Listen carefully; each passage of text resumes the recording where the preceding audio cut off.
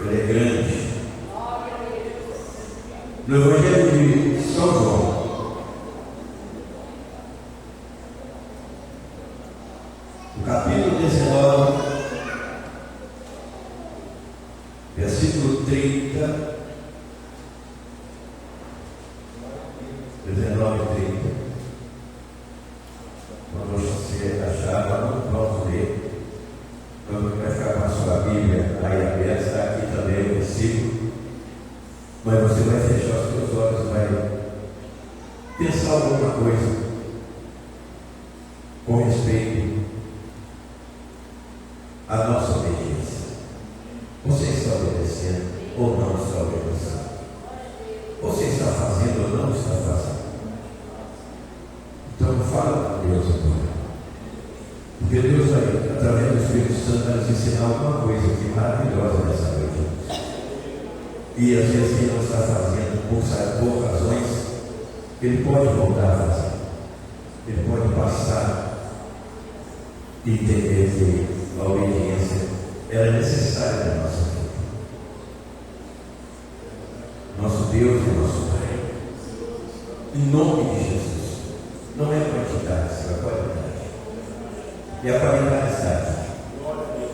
E por nós termos qualidade, nós oramos por aqueles que deveriam estar aqui também, para que o Senhor possa alcançá-los da mesma maneira que o Senhor está nos alcançando aqui agora. Cada um tem a sua razão, cada um tem o seu motivo, e não é por isso, porque o teu filho morreu por todos, por nós que estamos aqui, por aqueles que não conseguiram estar aqui nessa noite. Então fala conosco, Deus, move a nossa mente e o nosso espírito, e fala através da tua palavra, no nome de Jesus, nos conscientizando e colocando sobre os nossos ombros o dever de cada um fazer aquilo que o Senhor quer que seja feito. E eu queria que o que precisa ser feito é o reconhecimento. O que precisa ser feito na vida da igreja é o reconhecimento. Então o tema dessa mensagem é o reconhecimento. Então vamos ver. E quando Jesus tomou o vinagre, disse: está consumado. E inclinando a cabeça, entregou o Espírito. Vamos ver novamente. Você pode ler na sua Bíblia aí também. E quando Jesus tomou o vinagre, disse: está consumado. E inclinando a cabeça, entregou o Espírito. Deus, que o Senhor possa falar através de mim, que eu diminua e que o Senhor cresça, em nome de Jesus. Pode ser. Então eu vou falar um pouco do reconhecimento. Aquilo que move, aquilo que toca, ou tudo aquilo que acontece na nossa vida, no sentido espiritual, no sentido e no ensinamento da palavra, nos faz entender muito bem que nós precisamos reconhecer. Reconhecer o quê? Um sacrifício que ninguém faria em favor da nossa vida. Então nós precisamos reconhecer e ser gratos a Deus pela doação. Doação é alguma coisa que se doa, é de graça. Mas não é tão de graça, custa alguma coisa essa doação que nós recebemos. Custou, custa e vai continuar custando alguma coisa o que nós recebemos. Nós não pagamos nada. Mas não se engane, nós vamos pagar. Nós vamos pagar. Ainda que nós não sabemos o preço dessa doação, mas nós vamos pagar. Mas por que uma doação tem que ser paga? Por que nós vamos pagar essa doação, irmãos?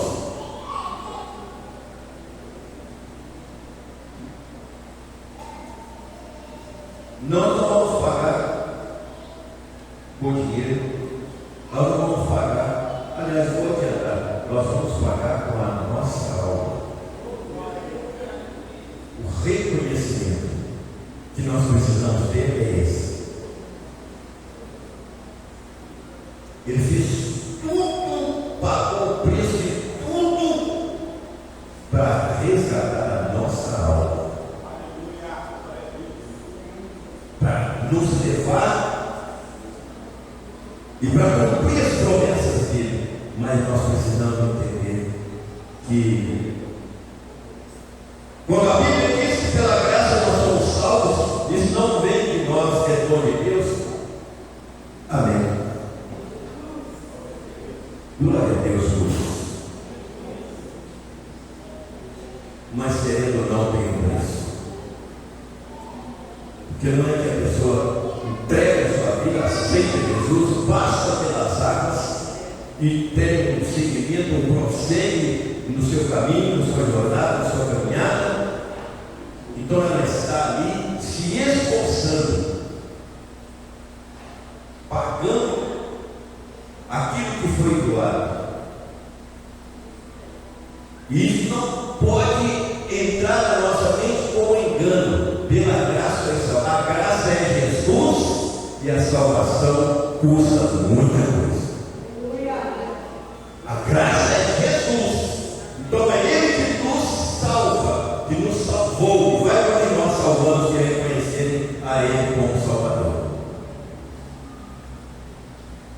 Mas a caminhada não é fácil.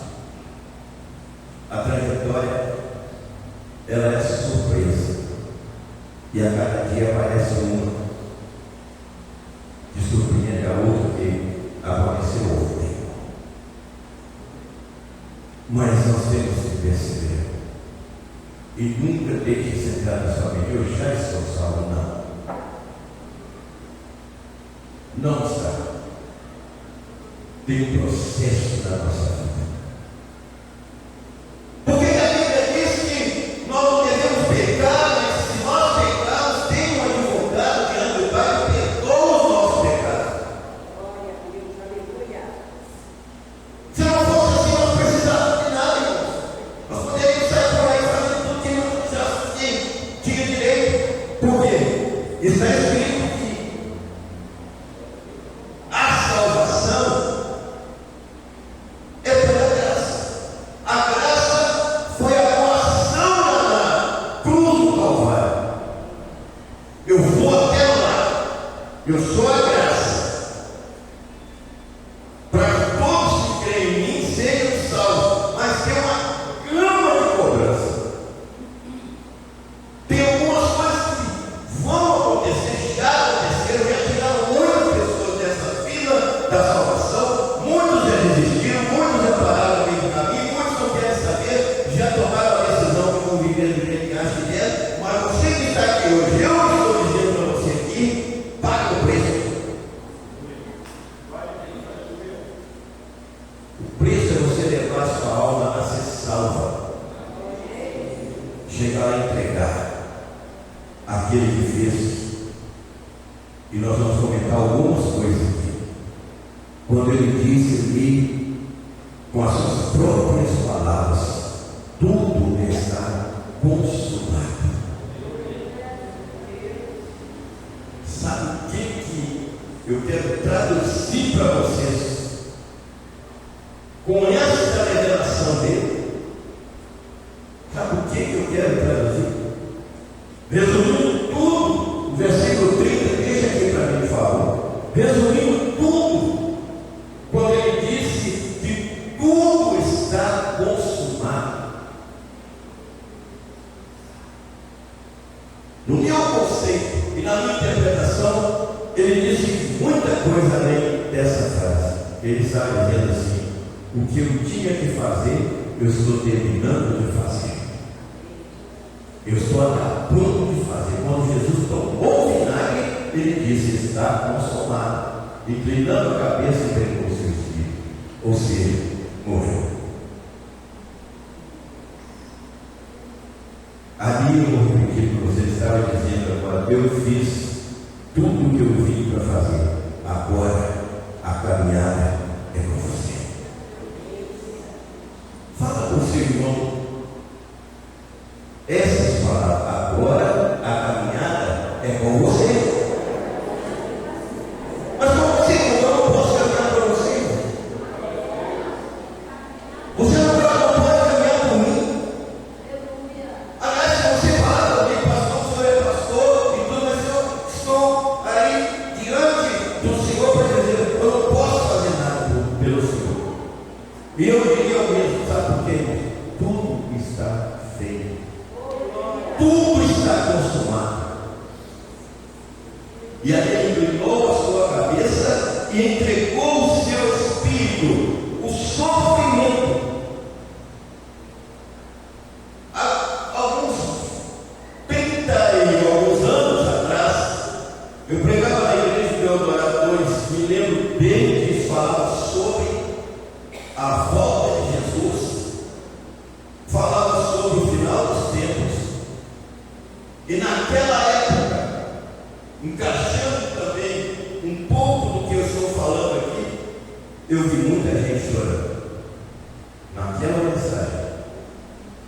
E se não estou enganado, quando no meio da mensagem, um homem que tinha o coração muito duro, que a família passava para nós como pastores, que não sabia o que fazer mais, era uma pessoa difícil de entender, tinha muitas coisas em comum negativas.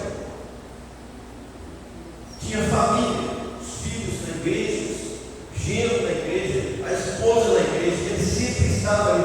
Nesse dia, eu não me lembro a frase que eu pronunciei naquela mensagem, mas eu sei que quando eu entrei no afã da mensagem, esse homem deu um pulo muito alto e falou assim: hoje a palavra me convenceu, eu aceito Jesus.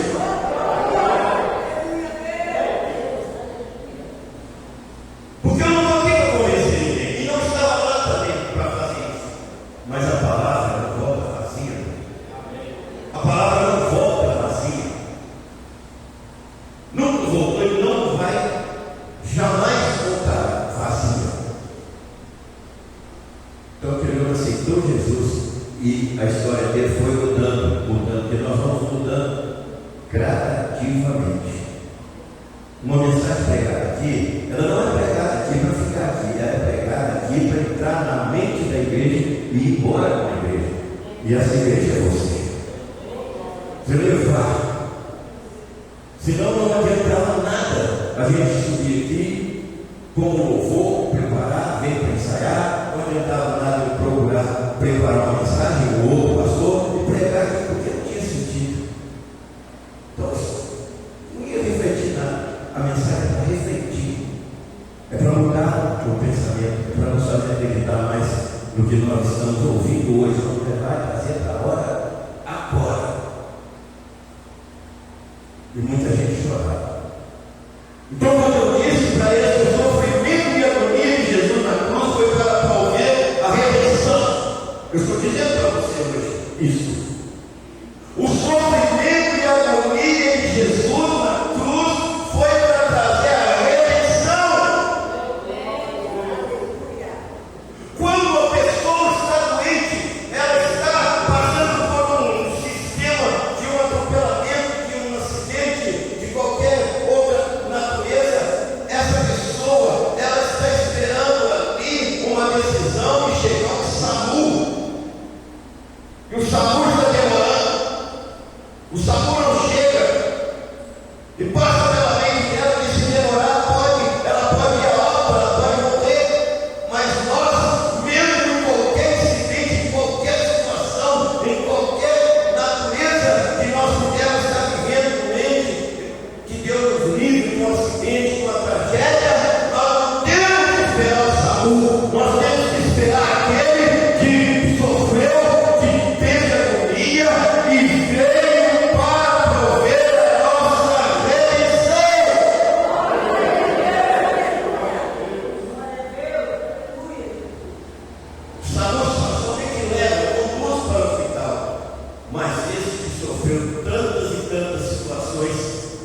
Deus falou que Ele nos levará para a vida eterna. Ele nos levará para a vida eterna.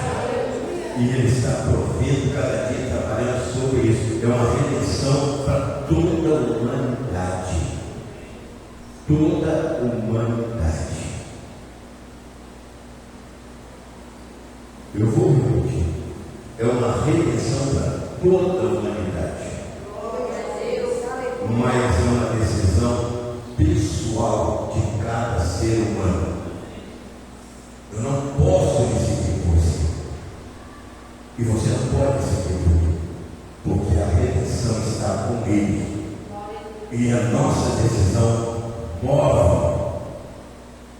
A nossa decisão vai profundamente no coração dele. E através da nossa decisão, Ele faz aquilo que você não pode fazer. Você só tem que decidir.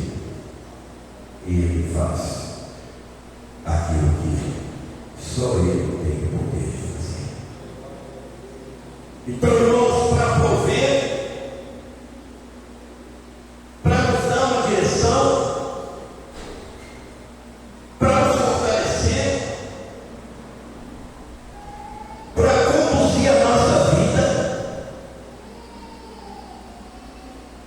para fazer de nós, se é que Ele conhece o nosso coração, e eu sei que conhece, e a Bíblia diz que quem crê nessa história, são muitas interpretações e muita coisa escrita aqui para você crer na história. E quem crê na história, certamente, quando você diz assim, eu acredito em tal coisa, você vai ter que pensar junto com a sua crença e a sua fé, que o que você está acreditando é verdadeiro. Então levanta a mão que eu creio nessa história. Porque ela é verdadeira. Ela é verdadeira. E essa verdade vai se consumar no momento em que findar a nossa obra na terra. O que Ele fez, inclinou a cabeça, entregou o Espírito, findou. Só que a nossa situação é diferente. Quando findar aqui, aquele que um dia reuniu os discípulos e falou assim, eu vou para o Pai e vou preparar o lugar. Aquele que disse para os discípulos, olha, presta atenção, uma coisa que eu vou revelar para vocês, talvez vocês estão tristes, vocês estão preocupados, vocês estão se sentindo assim, abandonados, que vai ter recompensa, que agora o que vai ser, eu vou, mas eu não deixarei.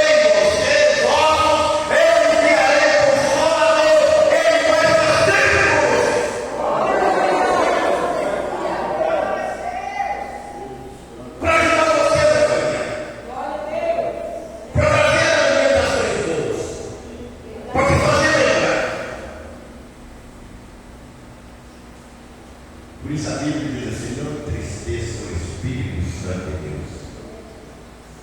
Porque se tem um amigo fiel e leal, é Ele. E nós precisamos valorizar isso. Nós precisamos de valorizar essa história. Você precisa valorizar essa história. Eu preciso valorizar essa história. Quando terminar, quando ela chegar ao fim, quando a obra acabar na terra, tudo está consumado. Quando terminar tudo aqui, tudo está consumado.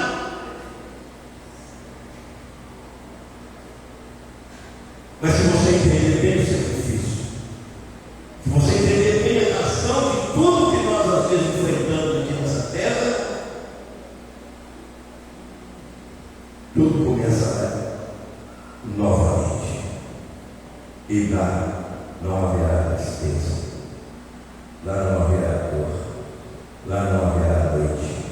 Mas para ir para lá, você tem que entender que toda essa história que Jesus viveu foi para ganhar a sua alma.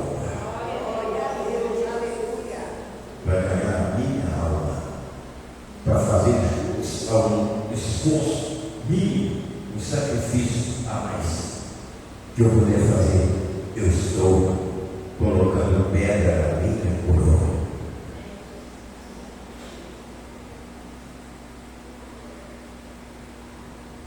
Não abra mão, igreja. Não deixe escapar a teus dedos. Guarda o que tens, para que ninguém tome a sua mão. Se mantenha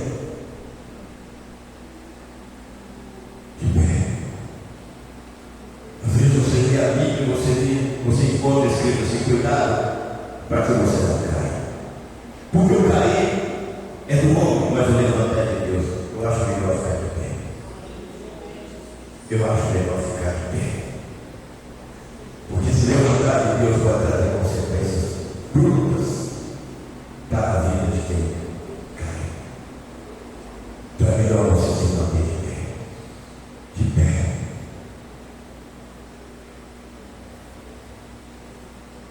E ao mesmo tempo, de junto. Porque quando você está de joelho, você está de pé. Quem está entendendo diz amém? E quando você está de joelho, você está de pé. Então se mantenha de pé e às vezes de joelho. Mas prossigamos aqui. Tudo está consumado. Fiz o que tinha que ser feito. Não me deixei levar por nada. Eu estou aqui refletindo para você a palavra de Jesus. Não me deixei levar por nada. Nem o diabo, nem Satanás lá no deserto conseguiu roubar de mim aquilo que eu tinha que fazer. E hoje eu digo para você: não deixe esse espírito do engano te vencer. Porque você tem registrado na palavra de Deus que ele é o espírito do engano. Cuidado com ele. Cuidado com ele, para ele não te enganar e tirar você da fila, como ele já tirou muitos e já destruiu a vida de muitos que, como você, sentaram em bancos de igreja. Que como eu carreguei a Bíblia, carrego e não vou deixar de carregar. Tem muita Bíblia na gaveta. Tem muita Bíblia guardada. E tem muitos que conhecem a palavra sofrendo nas mãos do diabo. Não deixe roubar de você aquilo que foi pago. O preço foi alto. Foi muito alto. Tudo está consumado. Uma das coisas que você precisa sempre andar de dia e de noite e manter na sua mente é que Ele, o Senhor Jesus, Ele suportou todo o castigo para nos livrar do pecado. Ele pecou e carregou, suportou. Quem é livrar do pecado? Quem é perdoar os pecados? Quem você entende? Você já parou para pensar nessa decisão que envolveu todas as outras? Perdoar os pecados é nos livrar da condenação do inferno. E nós precisamos saber isso. Ele abriu o caminho da salvação. A Bíblia diz que lá na cruz, quando ele disse essas palavras, o véu do tempo se rasgou de cima a baixo. A terra tremeu, apagou a estrutura. E como naquela época eu pregava uma mensagem mais ou menos assim, um pouco chorado. Me perdoe, mas a nossa mente está muito cauterizada, preocupada com muita coisa. E por isso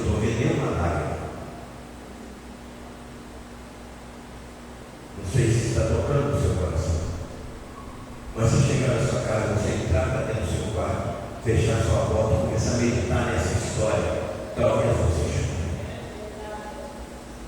Eu tinha 7 anos de idade, estava aprendendo, começando a ler, porque a gente ia para a escola com 7 anos. Eu estava começando a aprender a ler. E o meu padrasto comprou uma enciclopédia. Eu nunca esqueci disso. Depois que eu me converti, eu entendi o porquê daquilo. Ele comprou uma enciclopédia e nessa enciclopédia veio um livro escrito A Vida de Jesus. O livro da capa marrom, grossinho assim. E eu estava aprendendo a ler, já peguei o livro, fui lá para a sala da casa da minha mãe, eu morava, e abri, fui olhando e lendo alguma coisa. Quando eu cheguei na parte da crucificação, eu fechei o livro e chorei em cima dele, porque eu vi o sangue, ainda simbolicamente, mas eu senti no meu coração: este homem não existe, é só um. Eu chorei em cima daquele livro. Hoje eu falo e prego certas coisas que deveriam mexer mais com o espírito da igreja. Que a igreja precisava preparar, parar e fazer uma reflexão. E essa reflexão pode nos causar um conserto. Pode nos ajudar a buscar um novo direcionamento. Porque é sério demais. É muito sério o que eu estou dizendo para você. Ele abriu o caminho da salvação para toda a humanidade. E você sabe como que começou essa história? Lá no Getsemane. Vamos ver aqui no capítulo de Lucas, capítulo 22, lá no Getsemane.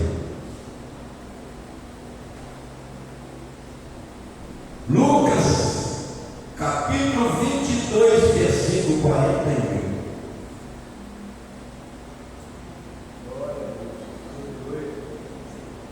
E apartou-se dele cerca de 1 quilo de pedra. A Bíblia está dizendo que Jesus apartou-se dos discípulos. Poderia pegar aqui uma leitura mais extensa, mas o tempo cobra que a gente faça aqui um resumo. Então ele apartou-se dos discípulos cerca de 1 quilo de pedra.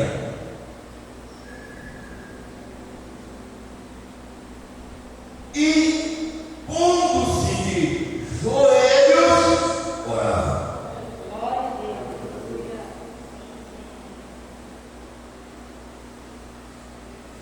Eu vou abrir um parênteses aqui para dizer a vocês: se existe uma arma que Satanás está usando, e usando veementemente, é tirar a oração da igreja. É não deixar a igreja orar. Porque a igreja está de pé por causa dos poucos que não desistem de orar. Mas se os poucos se sentirem cansados e desanimados, o diabo vai trabalhar muito mais, com mais afinco. Porque a igreja que ora, ela ainda é forte. Então Jesus fez o que orava, e ele dizia assim: Pai, se queres, passa de mim esse cálice. Todavia, se não faça a minha vontade, que eu quero, Senhor. Meu Pai, eu quero que o Senhor me livre dessa situação. Ele sabia tudo que ele ia passar. E certamente sabia que o valor hoje seria o mínimo, o reconhecimento seria o mínimo, a gratidão seria a mínima, e o agradecimento o mínimo. Ele sabia que ele ia sofrer, que estava liberado pelo Espírito Santo, mas ele sabia que a igreja ela ia desvalorizar isso. Ou muitos que chamam a igreja iriam deixar isso de qualquer jeito. Não iriam nem se preocupar, ele sabia. Então ele pensou na hora, por que ele foi enviado? Então ele falou assim: ó, mas se todavia não faça a minha vontade, mas a tua.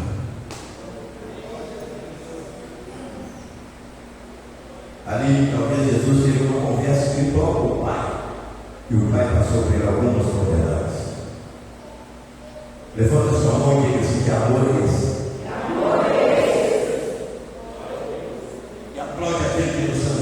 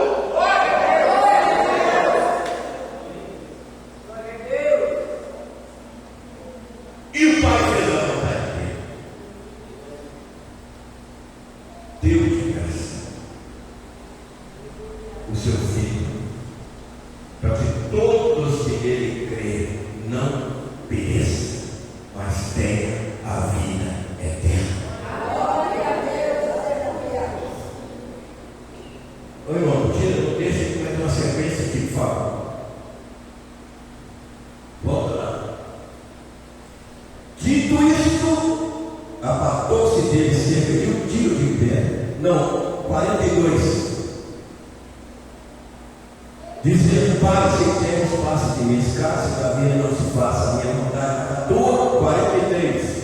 E apareceu no anjo do céu que o fortaleceu.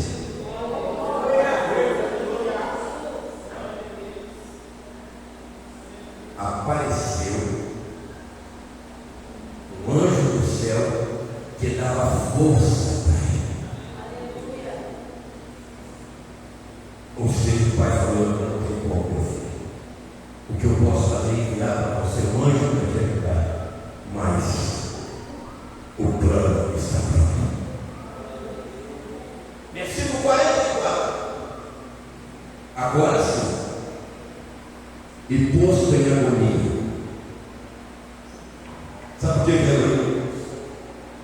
Poderia fazer muita explanação sobre agonia. E tem agonia que às vezes nós enfrentamos e não resolvemos nada. Tem pessoas que morrem de um infarto. A agonia é tanta, a opressão é tanta que morre. Mas o problema continua. Não resolve nada. Mas essa agonia que foi diferente foi para resolver o problema de todos nós. E posto em agonia, orava mais intensamente. Já que o senhor não pode, o senhor me convenceu, eu vim para isso e vou fazer isso. Essa história tem que ser consumada. Ele aumentou a oração intensamente e chegou o momento em que às vezes, se nós entendemos, se nós olharmos para a situação que Jesus viveu ali, talvez sairia algumas lágrimas dos nossos olhos quando a Bíblia diz que o seu suor o seu suor tornou-se em grandes gotas de sangue.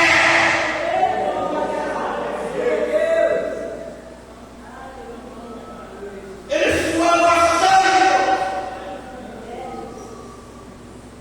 Eu estou aqui para dizer a você qual é o seu conselho. O que é que você, essa história não te toca, não, igreja? Esse amor não te comove, não, igreja? E uma pessoa orar, e classificar a oração e começar a suar sangue. E a Bíblia diz que o sangue corria até o chão. Seu sangue corria até